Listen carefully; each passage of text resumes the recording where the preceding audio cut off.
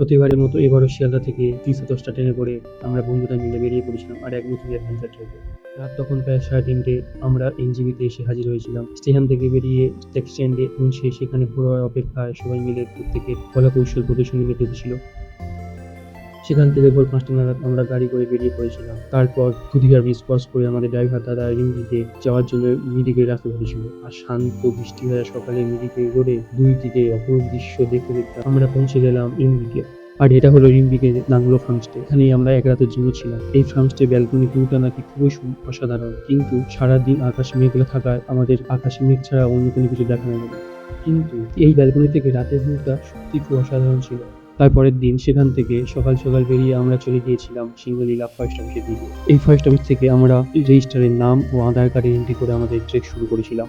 এই ফার্স্ট অফিসের পিছন থেকেই আমরা এই বনের মধ্য দিয়ে যে ট্রেকিং শুরু করে সেটা আমরা এখান থেকে শুরু করেছিলাম। এই সামনে যে ভাইটা দেখছো এটা হলো আমাদের গাইড, এর নাম হলো পাশান, ডাক নাম কেতু। চারিদিকে বড় বড় গাছের ঘন জঙ্গল আর কুয়াশা ভরা অন্ধকার, তার সাথে বন্যজন্তুর ভয়, সব থেকে এক অন্যরকম গা ছমছমের পরিস্থিতি ছিল। এই জঙ্গলে না পান্ডাও দেখা যায়, আর সাথে ব্ল্যাক প্যান্থারও।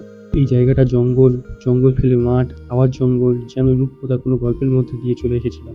যাওয়ার পথে আমাদের ফার্স্ট দেখা মিলেছিল রডোডেনড্রন ফুলের ভরা ছোট একটি গাছ। সবাই সেই দেখে ছবি তুলতে ব্যস্ত হয়ে পড়েছিল। তারপর আমরা পৌঁছে গেলাম আমাদের ফার্স্ট ভিউ পয়েন্ট, জারায়ু পোখরি। আর এটা হলো এখানকার মন্দির, আর এই মন্দিরের পিছনে হলো এই জারায়ু পোখরি লেক।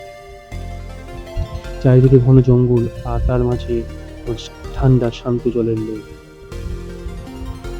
সেখান থেকে আমরা চলে গিয়েছিলাম জারায়ু তারে। এখানে কিছুক্ষণ রেস্ট নিয়েছিলাম আমরা।